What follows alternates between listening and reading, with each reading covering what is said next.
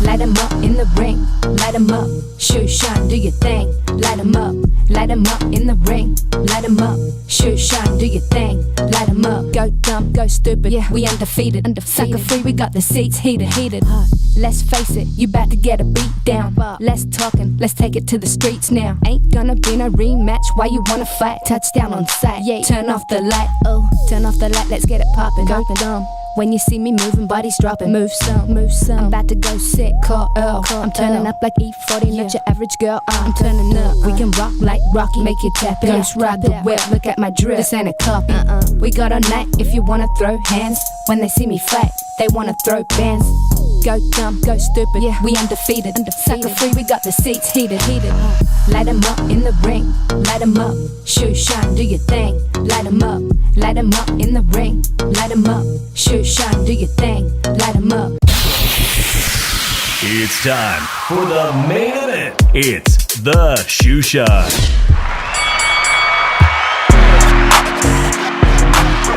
¿Qué onda, vatos locos? Damas y caballeros, it's your boy Dave in the 702 coming back at you for a Monday Shoe Shine Sports special edition of Shoe Shine Boxing. Joining me all the way from the city of brotherly love, Philly Irish, Drew Evo. ¿Qué pasa, homie? Yes, that is the closest thing to a Cowboys win that they had in the last few weeks. That looks convincing. Man, that was a hell of a moral victory and a fantastic way to end the Sunday night football, a day full of football, an embarrassing, absolutely pathetic outing by the San Francisco 49ers. I don't even want to start on what problems we have. Drew will be able to discuss all the 49er issues in less than a minute. Shout out to the Cowboys fans. Shout out to 702 Man Cave Ryan and joining us. We appreciate you being here. Hey, a moral victory. Sometimes, in boxing, sometimes a moral victory is good enough, but I sure would like to see football games resolved, man. I don't feel good. I wanted to see double overtime. I missed double overtime. I'm going to say something right now real quick. Who wants to go to a game that ends in a tie? Nobody. Especially with 80 points. 80 points on the board. That's a fucking disgrace. The NFL's got to change that rule. Doesn't matter if there's double overtime on something. You got to do something to resolve these games. There shouldn't be no ties in football. No. That was a waste. You got to do this for the fans. Damn, you're trying to take the push away because everybody bitches they can't stop it. They don't want to do their fucking job and coach your fucking team. Tell me about it. Well, Drew, are you guys the only team left that's 4-0 Philadelphia Eagles? No, Buffalo is. Okay. But I'm going to say this right now. I kind of think that our wins are more impressive than the. Oh, what happened, Drew? Drew got something happened. His line just got disconnected. Oh, damn, we were having a good time. I feel like, oh, man, now I'm going to have to do this show by myself. Drew, call me back. Either on my cell phone or back on the program. But if you're just joining us, salute to everybody joining us. Monday night Shoe Shine Boxing Edition.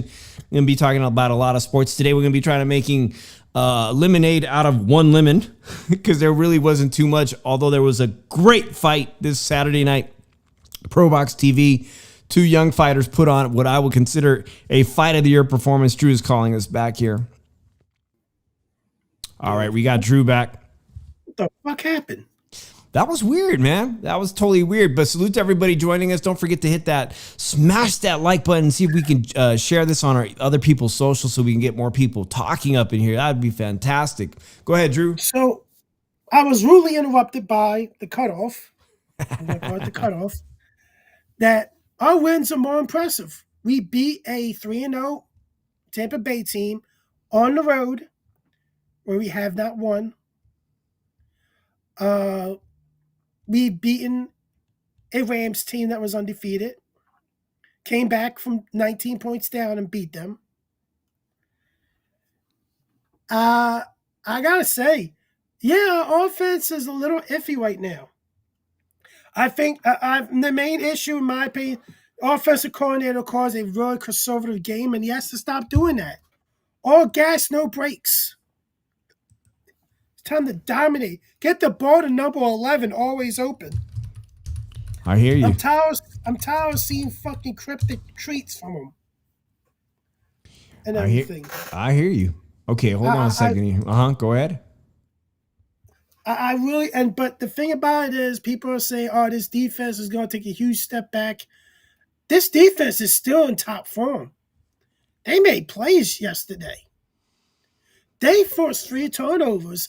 They got 2 interceptions. Yeah, you talking about the Jaguars now? I'm talking about the Eagles. I'm talking about the Eagles. My 2 second-year corners had great games. They did not allow shit when they were sticking the receivers.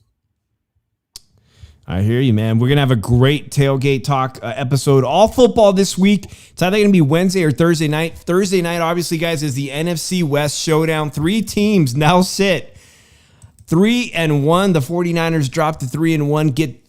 Get absolutely embarrassed at home by the Jaguars and was a defensive rout. The defense really just shook the 49ers and the lack of Nick Bosa now, defensive end powerhouse. Just the team is all shaken up. Obviously, if you guys saw this game, Brock Purdy was not ready to play with his turf toe. He demanded to play. His ego got in the way. He was not ready, and because of that, he threw 2 interceptions. The receivers dropped 6+ balls. It was a special teams disaster. It was just a horrific, absolute awful game that they threw away and could have won.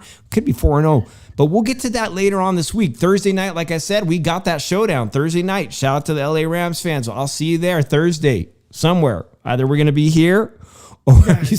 You guys fucking lost to the fucking coach that y'all had said during his this introduction press conference. Zuffa. You know what? Just By the way, that. Defensive coach Saleh, who I thought has been doing a great job turning the defense around, he apparently threw some death threats at the Jaguars coach. I don't have that. I might have that on my Twitter, excuse me. I might have that on my Twitter, but we'll see what I got here coming up. Really quickly, guys, I just wanted to send a thank you to everyone that read my community post and shared a sentiment or a comment or reached me on my Instagram. Drew disappeared again. Hopefully he'll call right back. Hopefully I don't need to update the software, my streaming software, because it just got rid of him again. But thank you guys to everyone that reached out. If you don't know, our beloved dog of 17 years, she almost made it to her 18th birthday, which would have been this week. She was a Libra, just like me, just like Drew Evo. She passed away Saturday morning, and it's just been devastating. We're doing everything we can to stay happy and try to keep her memory. But thank you guys to everyone that reached out, losing our little dog Dolce, who, by the way, 2 Mondays ago, Drew got to see her the minute we ended our show. My little dog Dolce came into my office here, and Drew got to see her. I picked her up, and if you've seen many episodes through the years, she's appeared. She's rolled up here, all 5 pounds, and I would pick her up and show her. We're going to miss her tremendously. The house feels lonely and empty, but, Drew, I was telling my wife, we moved to Vegas to start a whole new chapter of our lives, and we're forced to do it all over again. You know what I mean? Life without one of your beloved family members was forced to start a whole new chapter all over again. So thank you guys to everybody that sent a message. And if you'd like to leave a message, go ahead and leave one on my community post, because my wife is definitely reading those. Thank you guys so much. That being said, let's talk some boxing. Why not, right? And we'll get into some more football stuff at the end of the show, Drew, because I do got some important football stuff to talk about. This weekend, ProBox. Man, I don't know if you heard about this fight, Drew, but you got to go back. I was telling everybody to go watch it because we actually had a Fight of the Year contender. One of the guys was Robert Garcia's fighters, Emiliano Moreno of Southern California versus Raul Garcia, delivered in the co-main event an absolutely stunning 10-round fight of the Year contender, one where I really did not think that anybody deserved. You know what I'm saying, Drew? You said that no football should end in a draw. I think this fight should have ended in a draw, but Raul took the victory, and there was no losers here. I'm absolutely impressed by Emiliano Moreno's grit and performance he put on. Let me know if you guys watched it. If not, go back and watch the ProBox highlights on this. It's available. You can watch the whole fight in its entirety. The main event, Drew, remember I was telling you Najee Lopez, light heavyweight, East Coast fighter. He picked up the win in a very impressive fashion, man. He knocked out this dude, Calvin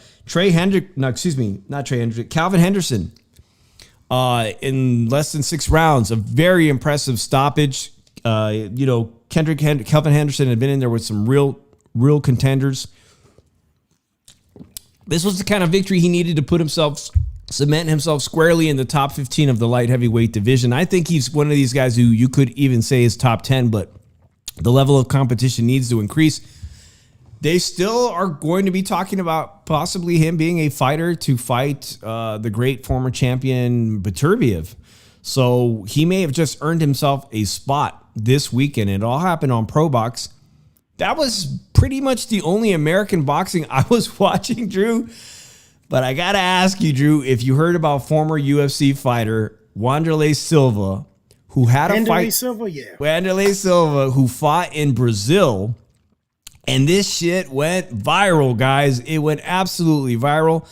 The most incredible post-fight brawl that I've seen. It did not happen here stateside, thank God.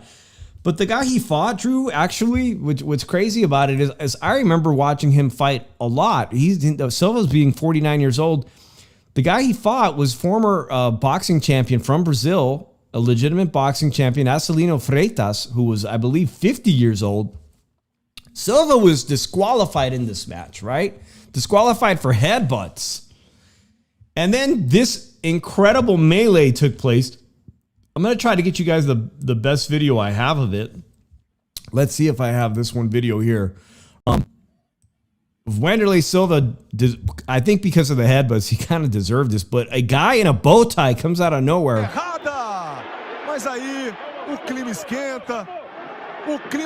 And Silva gets knocked out right there. He's completely unconscious. Oh, there it is. There it is. There it is. Here comes the knockout. Good night, Wanderlei Silva. Yeah, sucker punched. He was by the opponent's son. So I was wondering who the guy in the bow tie was. There was a lot of people in bow ties. Is this an announcer? As I mentioned, Silva had been disqualified for headbutting Freitas, a former boxing champion. And this melee just was out of control. Unbelievable, Drew. That was probably the most exciting boxing news all weekend. We've got some other boxing news. Do I have another angle of that? Yeah, I do have another angle of that. This is unbelievable. Well, no wonder the guy could punch. He's the son of former champion, Drew. Here it is again. Hello. Good night. I don't know if I should be laughing at that, but bro, unbelievable KO finish right there. Brawl, post-fight brawl. Drew, do you have any memories of a post-fight brawl, either in UFC or boxing, that you can remember? Juan Manuel Lopez and I think the trainer got in and tried to go after him, and they were fist fighting. The one that has the Puerto Rican that has no chin. Yeah, who else do I remember getting one? Wasn't the two brothers the Durrell brothers involved in one too? Yeah. This is the damage taken to Wanderlei Silva post fight. Yeah, he shows his eye in this interview. Roger Mayweather and Zach Jr.? Yeah, there was a pretty good recent one too between Floyd Mayweather and the son of the mobsters, right? I remember there was an exhibition on the East Coast. Luckily, nobody got seriously injured there. That was pretty wild stuff to see that melee this weekend. But ProBox delivered some really, really good fights this weekend on the Saturday card. Incidentally, if you're a boxing historian today, I got some really good... Back in the day, you guys may remember Kelly Pavlik was one of my favorite middleweight champions before Gennady Golovkin. But 18 years ago, I feel old. 18 years ago today, Kelly Pavlik loses his titles to Jermaine Taylor. Jermaine Taylor's life, by the way, after his boxing career, it just was a travesty. He just went into a life of drugs and crime, right? He never lost to Jermaine Taylor. Jermaine Taylor got beaten by Cat Pavlik for his belts. Oh, okay, my bad. Excuse me. Kelly Pavlik defeated Jermaine Taylor. There it is. Also, no wonder he was one of my favorites. See? Jermaine Taylor lost all his titles. Early on, this is wow. Kelly Pavlik was instrumental in the development of young David Benavidez. Kelly Pavlik brought in David Benavidez as just a young teenager, right? Like very young, 13, 14 years old. Maybe somebody knows in the chat knows. But Kelly Pavlik was bringing him into his sparring sessions, into camp. There it is. 18 years ago today. There's the stoppage. Would have helped if I saw the whole video to refresh my memories. And there's a reason why Youngstown, Ohio fighter was one of my favorites of that era. Who do you think would have won between Kelly Pavlik and Gennady Golovkin at their prime?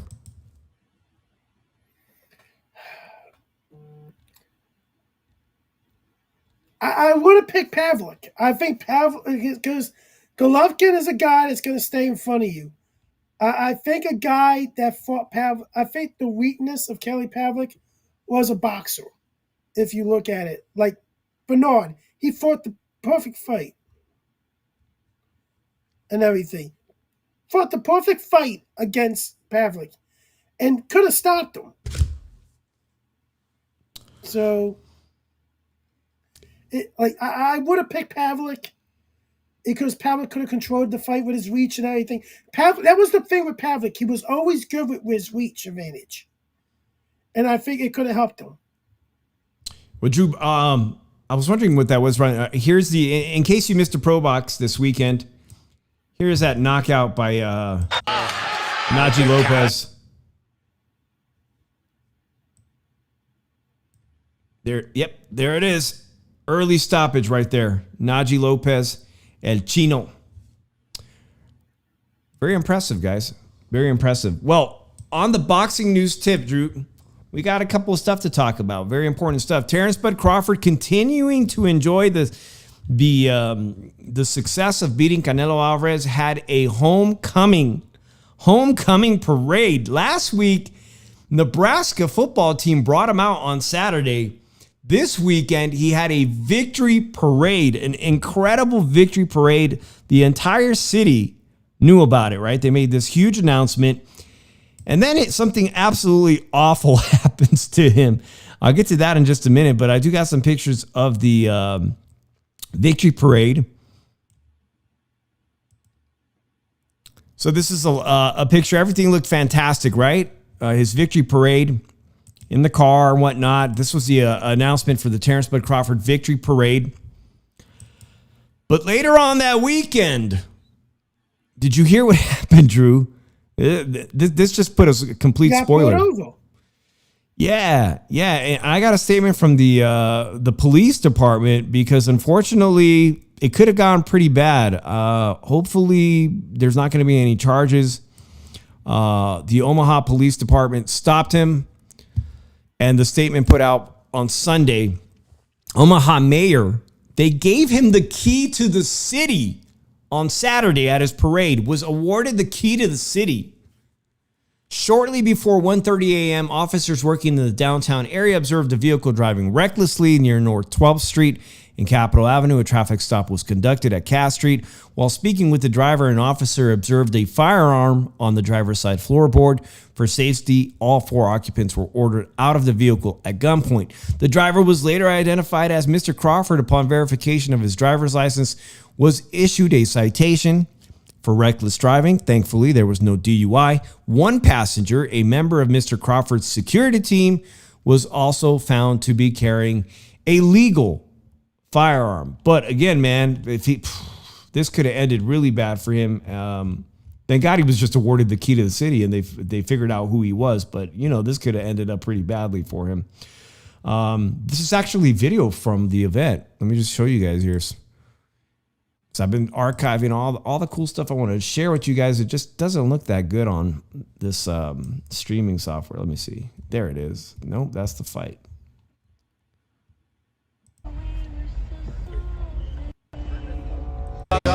faux nigga, real nigga, rich nigga, po nigga, house nigga, feel nigga. Sorry about the music. Not my choice.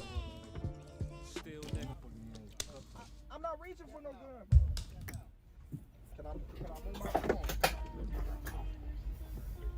Could have you hear him say, "I'm not reaching for no gun."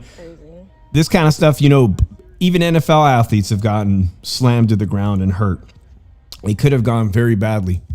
Not to mention, Bomac was once arrested in the UK for carrying a firearm, and they have zero tolerance in that country. Thankfully, yeah.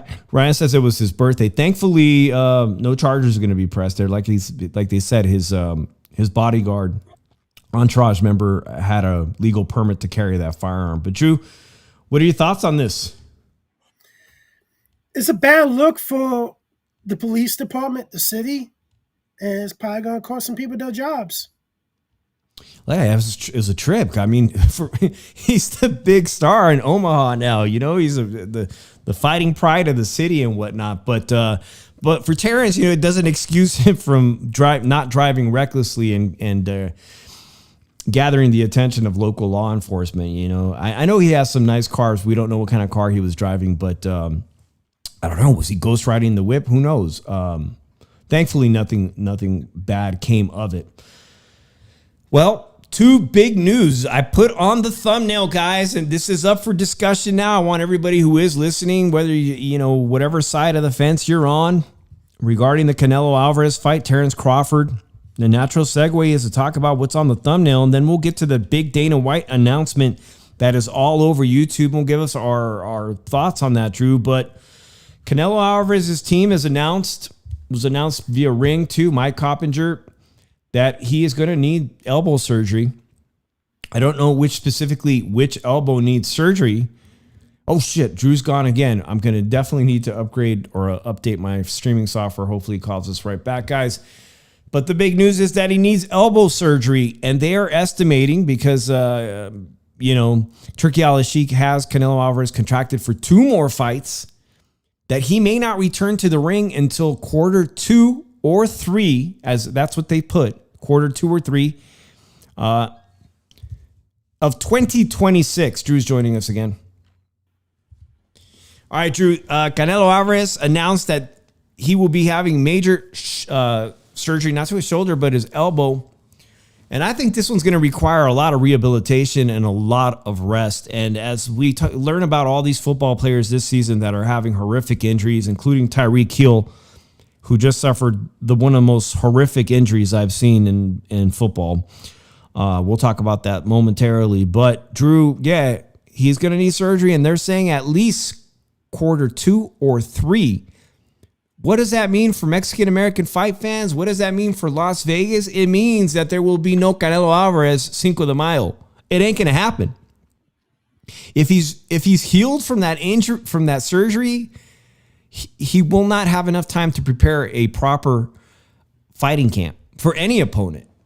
So now they're talking about potentially quarter 2 or late 3, maybe in time for Mexican Independence Day. This really sets back a potential rematch with Terence Bud Crawford, unless Canelo Alvarez wants to have that rematch next. What are Mexican fight fans to do, Drew? Here's the thing. Boxing is going to a downward spiral. And it's unfortunate. Canelo's at the back 9 of his career, and they got to start being prepared for the aftermath. You say he's on the back 9 of his career. An injury like that doesn't help. Ryan says, I thought it was Canelo's elbow or was it Crawford's shoulder? Nonetheless, it definitely means we're going to have an opportunity for Zuffa boxing, which is all... Zuffa boxing is all everybody is talking about today in all major outlets, including popular press outlets. It's going to leave Dana White the opportunity to swoop in on Mexican Independence Day and say, the hell with you, Top Rank, the hell with Golden Boy, the hell with Eddie Hearn. I'm putting on a show. I did Noche Latino, UFC, and now I got Zuffa Boxing. The big announcement, Zuffa Boxing has secured a deal with Paramount. Showtime, CBS, whatever you want to call it. He knows that he wants to make it like his original UFC Contender Series. They're reaching out to what they say was approximately 400 fighters that they potentially want to sign and negotiate deals with. Vito Melnecki. Seen him fight. Vito Melnecki has jumped ship from Top Rank and is already confirmed by per source. Dan Rafael's posted it today. Vito Melnecki, one of the first people to jump ship, and is going to be signing with Zuffa Boxing, according to Dan Rafael today. So, Ryan, I did see that. Thank you. I just caught that in there. That's a pretty good signing for the middleweight division for him to pick up somebody like that. And he anticipates signing even more people that may, like, take, for instance, this ProBox deal that we saw this weekend. I'm sure he wouldn't mind having either of these young fighters that, one of them, Emiliano Moreno, a Robert Garcia fighter. I'm sure he wouldn't mind picking up fighters that can put out fights of that quality that are not household names. This is exactly what he's looking for. But, Drew, going back to Canelo, there's only one guy who I think that next, two guys on Cinco de Mayo of next year that I think could take over Canelo's place. And one of them is David Benavidez, and the other one is Bam Rodriguez, who is a pound-for-pound fighter, in my opinion. What would you do if you're Zuffa Boxing, or what would you do if you're one of the real boxing promoters? Like, you got to look at it like this. The sport as a whole in America is dying. And it's just going to be like hockey in everything. And, like, how hockey went through that decline? Mm-hmm. And it's going to be like that. And everything. And I don't know if boxing can come back from it. Well, I heard Dana White's interview today. I really think I think he has confidence in it. Here's a quick clip, guys, by the way. Ring Magazine, obviously, Max Kellerman now over there. Quick clip of the announcement today that Canelo Alvarez needs major surgery on his elbow. Canelo Alvarez, I understand you have an update. Yes, Max. Canelo Alvarez obviously coming off of that tough loss to Terence Crawford earlier this month. I'm told that he's going to have elbow surgery. He was set to return in February in Riyadh for the third fight of that deal. That fight is now going to be delayed until Q2 or Q3 of 2026. So Canelo's going to have the surgery, and then he'll come back. For people who don't know, what does Q2 and Q3 mean? The second quarter of the third quarter of the year. Third quarter. April, May, June. So anywhere between April and January, September. February, March Q1 is off. That's Q1. So anywhere from April to September. Through September. I think April, they're tripping. They're tripping on April. He's not going to be ready to go into camp unless he wants to pick up back-to-back losses, in my opinion. I think it's more likely that we'll see Canelo return on Mexican Independence Day, a year from his fight with Terence Crawford. And it just begs the question, like, if you make the fans wait a whole year, who do you want to see Canelo fight? If he wants to fight with Terence Crawford, okay.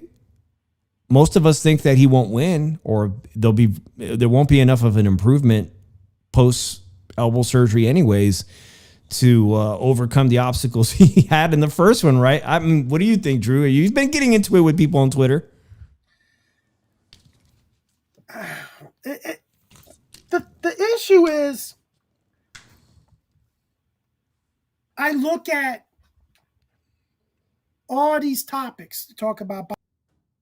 Oh, we lost Drew again. But Drew's been calling us right back. So he was just about to get into his rant, guys. We're talking about who does Canelo fight a year from now? You got 2 fights left. What type of a performance can he deliver with that elbow, that surgically repaired elbow? He wasn't good enough this September to beat a 37-year-old version of Terence Crawford. Here's Drew. He's calling us back. Go ahead, Drew. Like Canelo, they gotta realize when it comes to topics like Zuffa Boxing, it's gonna be terrible.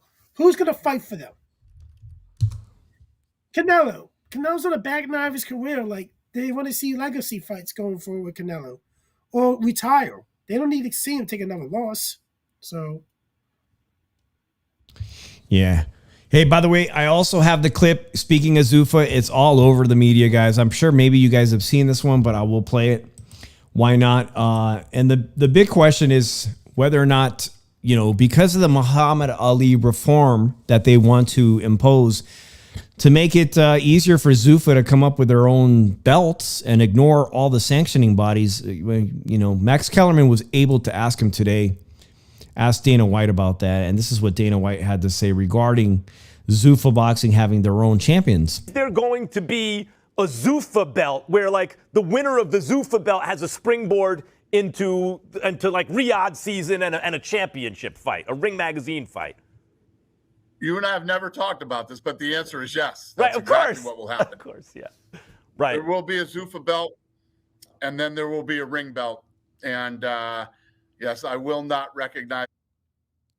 Oh, I'm buffering and I lost Drew. And I wonder if it has to do with my connection now as I'm buffering, guys. Am I buffering out there? Let me know. But you heard it there from Dana White himself. He's going to have his own Zuffa belt. Does he need to have the Muhammad Ali Act reformed?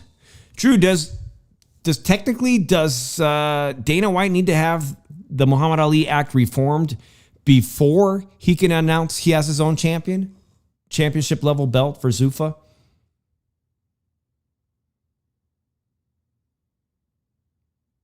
Can you hear me, Drew? yeah, I heard you. I had you on mute. So, I don't know. The issue is they're trying to do all this shit, and one, they're only going to recognize the Ring Magazine ranks and everything. And I look at it as in, okay, but you're paying people like shit. So who's going to fight for you? Is Turkey going to try to force the people on the Ring Magazine ranks to fight for Zuffa? They're just going to say, no, I'll take my section body and I get legacy by collecting on the belts. Well, it's interesting that he mentioned he would recognize the Ring Magazine champ because, the Ring Magazine champ are going to be fighters that may necessarily or most likely are not going to be affiliated with Zuffa Boxing, right? You're going to have undisputed champions like Naaya Inoue is obviously going to have the Ring Magazine lineal title. And if Zuffa Boxing wants to do business with Naaya Inoue, then Dana White has to do business with his promoters, which one of them is Top Rank. So I'm not sure why we keep losing Drew, guys. I'm sorry. It could be my end, could be his end, but we'll do the best to salvage this show, guys. But what do you guys think? What do you guys think about this whole craziness? Zuffa Boxing got and secured the Paramount deal. It's going to happen beginning January 2026. And he's thinking of having his own champions. Now, this Vito Mielnicki, young contender that was with PBC at one point, then over with Top Rank. If he's the biggest type of fighter that Zuffa Box, Drew, if Vito Mielnicki is the biggest draw at 160, then he's probably going to end up being the first middleweight champion at Zuffa Boxing, when clearly, from what we've seen, he's not necessarily ready to beat the type, like to be the kid who beats Lara, Carlos Adames, or of course Janibek, who, he's not going to be that caliber of fighter. But if there's, B-level talent as Zuffa, then he's going to be the champion. That's what I'm concerned about. These champions are probably going to be, as Wile E. Coyote says, watered down. I think, I realize when it comes to this roster and everything, do we expect a top fighter to fight on this platform? Probably not. The sanctioning bodies are going to probably pay them a lot more money to fight for their belts, fighting their eliminators. It's just not going to work out. Yeah, I'm thinking okay, perhaps Vito Mielnicki is the biggest early signee to Zuffa Boxing. He becomes the Zuffa Boxing middleweight champion. Obviously, the Ring Magazine champion could end up being somebody else or is somebody else. You might want to see if you can get Vito Mielnicki a fight with the Ring Magazine champ. And then, he gets completely annihilated, potentially gets completely annihilated by the likes of someone like Janibek. It's not a good look for your Zuffa. Like, then the world will see, okay, well, Zuffa boxers are not the cream of the crop, and they're isolated. They're in what other boxing promotion companies and fans on Twitter say, oh, they're on the witness protection program. And we lost Drew again, guys. We're probably going to wrap this show up really soon because probably my streaming software was asking me to do an update, and I've completely been ignoring it. Gold member, appreciate you. A new person here says, I cannot wait to have UFC and boxing matches mixed on each card. That might be a lot of fun. That might be very interesting to have some of the UFC talent fighting alongside Zuffa promotion boxers. We've seen them try to pull off a boxing ring side by side with an MMA cage. And I think that actually would be potentially very exciting to people here in Las Vegas, the fight capital of the world, where often UFC fans feel isolated from the boxing fans, who have their own events. This might be an interesting opportunity for them to blend.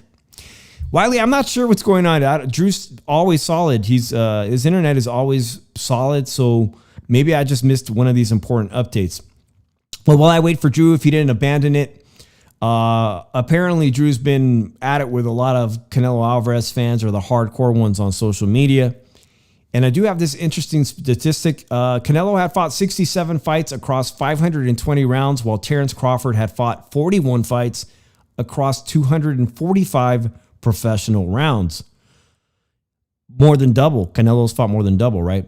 So Canelo had 63% more fights and 112% more rounds boxed than Crawford. Yet the narrative was that Canelo was the younger and fresher fighter. Well, that obviously didn't turn out to be the case. And I, for one, who have been a strong proponent of fighter activities, of fighters staying active, I think for once we probably saw the best case scenario, Drew. Fighter inactivity, fighter activity. Canelo's been in the ring, maybe not against the best super middleweights, but he's been keeping active. And this comparison, Drew, where Canelo, 67 pro fights, 520 pro rounds versus Terence Crawford's 41 fights, 245 rounds, and an entire year off away from the ring. Not the camp, not being in camp or being training, but being in a professional match. I think it actually clearly worked in his favor to be the younger, fresher fighter, even though Terence Crawford was older and technically smaller.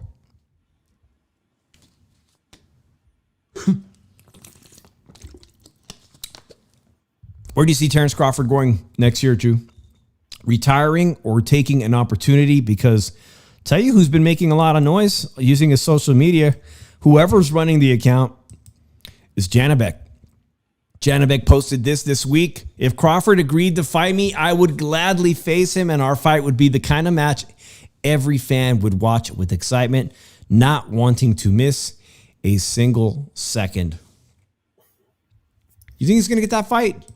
Of all the middleweight champions, you think Janibek gets it first? I don't know. Who would you like to see him fight? Really, you think so? Janibek's very beatable. What do you see in his game that Crawford could expose? His footwork. Like, his footwork can be exposed very easily. Like, if you look at it, his footwork's average at best, in my opinion. And, like, I think Janibek is easy to counter to at times. If you're faster than him and you're a good counter puncher, you're gonna counter him most of the night. And like, and the thing about it is, Janibek will have off nights, but thank God he has bad competition. Well, he hasn't. You're right about that. He hasn't had an opportunity to have other boogeymen. There really aren't too many other boogeymen at the middleweight division. I would say that Carlos Adames is it. And therefore, I keep proposing it, guys. This is my proposal. Years ago on the round table with Joe Habib and D-Star and everybody that would join us on those panels, I proposed the Terence Bud Crawford versus Canelo Showdown maybe 3 years ago, and it materialized. I wasn't the only person, but it materialized. Well, this is what I'm proposing now, Drew. And that's for Terence Bud Crawford to take one fight at middleweight Let the powers that be make the fight against 41-year-old Erislan Lara, the WBA champion. And in the meantime, Carlos Adames and Janibek have been going at it for months, if not over a year. Janibek, the WBO IBF champion, unified, versus Carlos Adames, the WBC champion. Let them fight.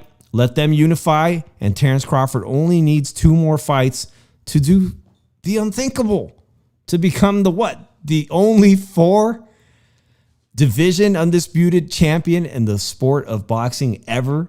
Just 2 more fights is all he needs to become undisputed. And I think he beats Erislan Lara. And I'm not saying it's even because he's 41 years old that it'll be easy, but I think that Terence Crawford finds a way to beat Erislan Lara. And then he can have the winner of a Janibek versus Carlos Adames showdown, Matt. That's my dream fight for him, is 2 fights, Drew. Do you like it or not? I like it. The Carlos Adames fight would be a nice, dangerous fight. Yeah. I think it's more of a dangerous fight than the Janibek fight. Okay. Is that because Carlos Adames should have got the nod against Shiraz? Yeah, just as Drew was getting his point off. Thanks, Ryan. Ryan says he loves that plan. Carlos Adames, as Drew was pointing out, he'll call me right back and we'll let him get his final thoughts. And then we're going to wrap it up probably. I wanted to talk about some football news. I'm waiting for Drew. But did you guys see on Twitter the Tyreek Hill thing, the injury? I don't think I should play it. I mean, it's very obvious what happened to him. His knee rotated, inverted. His foot was pointing backwards.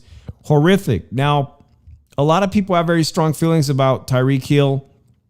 His drama outside of the NFL, personal issues with his many baby mamas and his child support issues.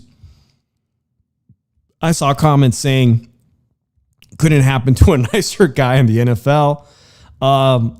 I don't wish that type of injury on anybody, and I find it hard to imagine that somebody like that type of injury is not going to affect him going down the road in his NFL career. I don't know if he'll ever be the same type of player, and that happens with all these injuries that we've been seeing recently. I don't know if Drew's coming back, guys, but something that happened, some of you people, my friends here, Ryan is a Las Vegas local. This story just resonated with me big time because of, it happened shortly after a Las Vegas resident himself. Make sure I get my facts on this one here. But you guys may remember that there was a gunman from Las Vegas who had lived in Hawaii. He was actually, Shane Tamura was a Hawaiian who had moved to Las Vegas from Los Angeles. He played high school football and was an outstanding running back. And surprisingly, being an outstanding running back in the Los Angeles area, bringing his team to, I believe, something close of a state championship. Tamura went to New York City and gunned down at the NFL headquarters. Although the victims weren't NFL employees, he went there. He drove all the way from Las Vegas and unfortunately unalived several people before unaliving himself. And in his note, he had blamed CTE and he had a lot of grievances with the NFL, even though he never played in the NFL. Now, I'm not making fun of this, but I mean, I saw this weekend regarding concussions and whatnot, and it's almost, it's obviously an exaggeration. But Shane Tamura, 27 years old, to Las Vegas, he said, I'm suffering from CTE in his suicide note. And he wanted them to perform whatever medical tests to evaluate his CTE that he blames solely on his high school football career. Well, it turns out this weekend, I was shocked to read that the medical examiners officially did do the tests to determine whether or not he had CTE, just like Aaron Hernandez, just like other football NFL players who have committed suicide. And Shane Tamura from Las Vegas, 27 years old, was indeed found by the New York City medical examiner to have CTE. Drew, I don't know if you heard anything I was saying, but this has to do with brain injuries, football injuries, boxing. And I say this because this weekend I also, not only did I lose my dog, but I read something from Ricky Hatton's team. Let me read this to you really quickly. An update on Ricky Hatton. Associate of Ricky Hatton said, I firmly believe he did not intend to do it. For those of you who don't remember, Ricky Hatton unalived himself. It was reported that he succumbed to suicide. I firmly believe he didn't intend to do it, says Paul. It's for the coroner to determine, but he had all to live for. He'd arranged to take his daughters to see Oasis next week. He was planning to go to Thailand for the WBC convention and a holiday after his fight. He just booked a flight to Tenerife for Christmas. His daughters had never seen him box, so he was excited for that. So many things for him to live for. He was in a really good place.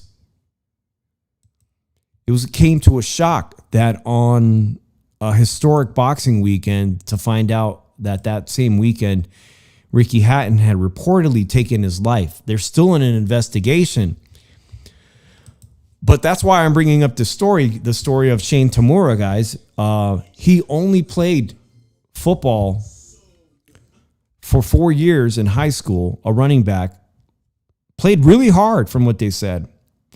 And it caused him to create a heinous, violent act, unaliving several people and before unaliving himself. Go back and watch the Aaron Hernandez story. Aaron Hernandez unalived potentially at least one person, but potentially two people. And he ultimately unalived himself in prison. And he was indeed found to have very, very serious CTE, guys. So when we see fighter injuries this year, we had several Japanese fight. We had two Japanese fighters that I can clearly remember in the past 6 months have lost their lives in the sport of boxing. And one of them is still fighting very much to regain any type of sense of normalcy. One fighter, his brother was also a fighter, Shigeyashi, I believe his name. He fought on the Angelo Leo undercard, the co-main event. Almost died. Almost passed away too. It's just important to remember, guys, that we love this sport of boxing, but these fighters pay the ultimate price. And not just them, but even our beloved NFL teams, the players who even may have a short career. When you see this kind of stuff on the internet, I mean, it's funny to look at, but in real life, we may need that. They may very well need that to be safe and not suffer from injuries, guys. I think it's important. Okay, Drew's probably not going to call us back. It was a off show, guys. It was Monday night. My dog just passed away. Our internet signal is bad, and there isn't that much in boxing to talk about, but I appreciate you guys being here for us. I appreciate everything you guys have done. Help us get to 2,500 subscribers. We're just 20 or so away from that. Sergio Fernandez, good to see you. He says, I saw that. It's wild. It's wild that these type of injuries that are happening in the NFL, not just orthopedic injuries, but, the effects of CT after football players and their careers, and even fighters, particularly boxers, and I'm sure UFC fighters that may be dealing with chronic depression and other ailments as a result of CTE. Guys, we'll be back this week. Shout out to Sergio. I hope you're excited. The Rams, NFC West, showdown. 49ers had a horrible outing, but again, we don't have an easy task. I don't think Purdy was ready. 3-1. Seahawks, 49ers, Rams, Thursday Night Football. I think we may go live immediately after the show, or we may go live this Wednesday night. So make sure you hit that bell notifications. And we will see you on the next one on Tailgate Talk with Drew Evo and me, Dave in the 702. Until next time, peace.